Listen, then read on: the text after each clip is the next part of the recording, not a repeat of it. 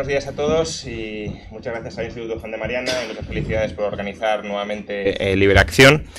Yo he venido a hablar de Anti-Marx, del libro que publiqué en noviembre de 2022, que es un libro que, bueno, como a lo mejor ya sabéis, pues me ha costado bastantes años de escritura, de revisión y de mejora. Incluso ahora en las sucesivas ediciones estamos tratando de mejorar alguna ratilla que se ha quedado por ahí. Y bueno, es un libro compuesto por 2 tomos. El primer tomo es una exposición lo más aséptica y objetiva posible del pensamiento de Marx, no solo del pensamiento económico, sino también del pensamiento filosófico dentro del que se enmarca el pensamiento económico. Es un tomo que no pretende introducir ningún tipo de crítica preventivamente al pensamiento marxista, sino incluso en la medida de lo posible mejorar o volver algo más coherente el pensamiento de Marx, que está disperso entre muchísimos textos. Esto también conviene aclararlo, el libro no se centra únicamente en el Capital.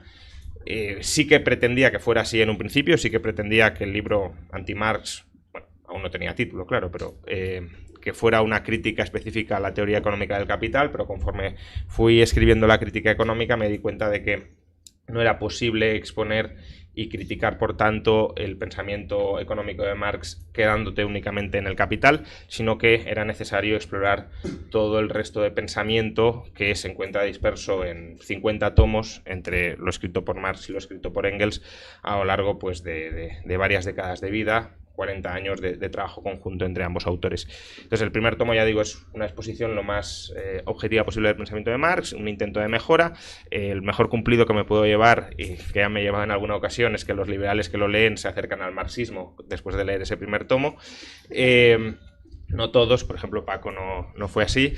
pero en términos generales hay una aproximación más amistosa hacia el pensamiento marxista, porque es verdad que muchas veces tendemos a criticar el marxismo con hombres de paja que no reflejan adecuadamente lo que dijo Marx. Eso no significa que lo que dijera Marx fuera cierto o estuviera acertado. De hecho, el segundo tomo pretende ser una crítica tan devastadora como sea posible al pensamiento de Marx, fielmente expuesto en el primer tomo.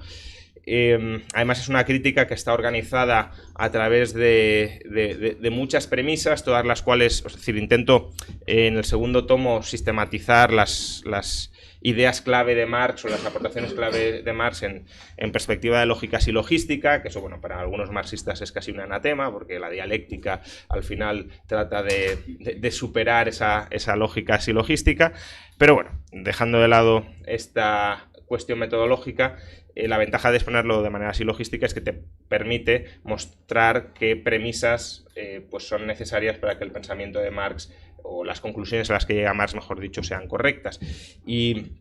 lo que intento hacer es criticar todas y cada una de esas premisas, no porque considere de entrada que deban estar equivocadas, sino simplemente porque tras el análisis, la reflexión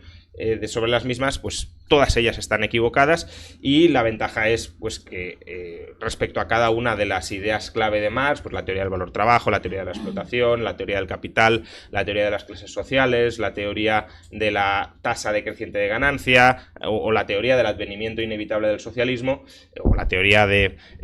la reproducción del capital y la creciente polarización entre propietarios y no propietarios,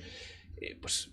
para cada una de esas conclusiones a las que pretende llegar Marx, o a las que llega, es necesario que todas las premisas que componen su razonamiento sean correctas, de modo que solo con que alguna de ellas no lo sea, ya se cae el resto del razonamiento. Y ya digo,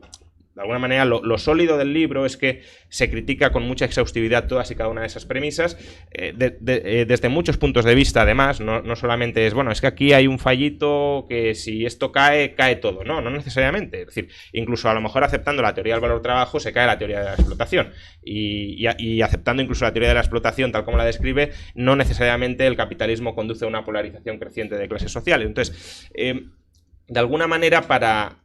si un marxista quiere enfrentarse al libro, y creo que estaría bien que lo intentaran por un mero diálogo intelectual, no le basta con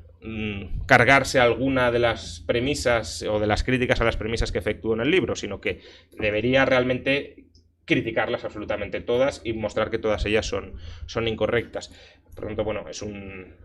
creo que es un ejercicio pues interesante para quien esté motivado a aprender algo sobre el pensamiento de Marx. Y solo para terminar, dado que en este foro pues hay mucho pensador austríaco, a veces me han preguntado, varias veces de hecho, ¿en qué se distingue este libro del otro gran libro austríaco en contra del pensamiento de Marx, La conclusión del sistema marxiano de von Baber? ¿Para qué has dedicado tanto tiempo si von Baber pues, ya se había cargado a Marx? Yo sinceramente creo que von Baber se cargó algunas partes del pensamiento marxista, pero no la globalidad del pensamiento marxista. Von Baber, la gran aportación que hace al pensamiento, a la crítica al pensamiento de Marx, es que existe una incompatibilidad irresoluble entre el tomo primero y el tomo tercero del Capital. Básicamente que en el tomo primero expone la teoría del valor-trabajo, sosteniendo Marx que las mercancías se intercambian en función del tiempo de trabajo socialmente necesario para producirlas, y en el tomo tercero, en cambio, Marx nos dice que no, que hay que distribuir la plusvalía que se genera en cada proceso de producción entre todos los procesos de producción de la economía para igualar la tasa de ganancia, y eso lleva a que las mercancías no se intercambien por su valor, por su tiempo de trabajo socialmente necesario, sino por su precio de producción, que no tiene por qué ser igual a su valor, salvo cuando la composición orgánica del capital es igual al promedio. Entonces, en términos generales, las mercancías no se intercambian por su tiempo de trabajo, sino por otra magnitud. Y eso, pues obviamente, tumba la teoría del valor-trabajo desde los propios textos de Marx. Esa es la aportación que hace von Baber en la conclusión del sistema marxiano. Luego es verdad que en Capital e Interés, von Baber también critica con bastante acierto la teoría de la explotación, por cuanto Marx no tiene en cuenta el precio del tiempo o el valor del tiempo, la preferencia temporal a la hora de explicar los intercambios entre bienes presentes y bienes futuros. Y también hace algunas críticas auxiliares a la teoría del valor-trabajo, defendiendo la teoría del valor subjetivo. Sin embargo, creo que esa crítica es una crítica que, por un lado, la crítica al problema de la transformación, desde que von Baber, que escribió ese argumento muy frontal y que ha hecho mucho daño al marxismo, ha habido mucha literatura posterior que ha intentado corregir a von Baber, que superar a von Baber, que incluso dentro del pensamiento marxista se toma verdaderamente a von Baber como un autor superado en su crítica y creen haber sido capaces de reconciliar el tomo primero y el tomo tercero, y hay argumentos dentro del pensamiento marxista que no son absolutamente inverosímiles para reconciliarlos. Por tanto, incluso la aportación clave de von Baber hacía falta una revisión y una actualización de la crítica. Luego, en cuanto a la teoría de la explotación, creo que von Baber se queda únicamente en el factor de la preferencia temporal, que es muy importante, pero también hay que tener en cuenta el riesgo y la información superior que puede tener el empresariado a la hora o los capitalistas a la hora de promover mejoras de la productividad que lleven a que se genere una plusvalía que no sea atribuible al trabajador, sino justamente al trabajo intelectual de mejorar el proceso de producción. Y, por último, la crítica de von Baber, que la teoría del valor-trabajo, la verdad me parece muy escasa. La teoría del valor-trabajo, aunque nos pueda parecer algo absurdo de entrada, porque ¿qué sentido tiene que las mercancías se intercambien en función de su tiempo de trabajo? Parece absurdo. Una vez la estudia uno con más detenimiento, no es una teoría tan absurda. Al final es una teoría que, trasladada al modelo neoclásico convencional que todos estamos acostumbrados, lo único que te está diciendo es que si la curva de oferta de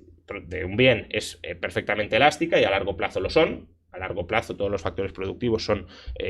móviles y por tanto se puede incrementar en principio la oferta de un bien a un coste marginal constante, pues entonces lo que te está diciendo la teoría del valor-trabajo es que el precio viene determinado por el coste marginal, porque con independencia de cuál sea la demanda únicamente determinará la cantidad producida, pero no determinará el precio de equilibrio. Eso lo puedes expresar en términos de teoría neoclásica y no es tan fácil o tan intuitivo refutar o explicar por qué eso tiene que estar necesariamente mal en el largo plazo. En el corto plazo sí, pero en el corto plazo ni siquiera la teoría del valor-trabajo tiene por qué ser aplicable para el marxismo. Entonces, hace falta una crítica mucho más amplia, que es la que trato de efectuar en el libro. Solo 300 páginas del libro son una crítica específica a la teoría del valor-trabajo y una defensa de la teoría del valor subjetivo. Y luego, claro, von Baber no trata ni la teoría del dinero, ni la teoría del capital de Marx, no trata la teoría de las clases sociales, no trata la teoría del ciclo económico, no trata la teoría del socialismo, no trata la teoría de la expropiación originaria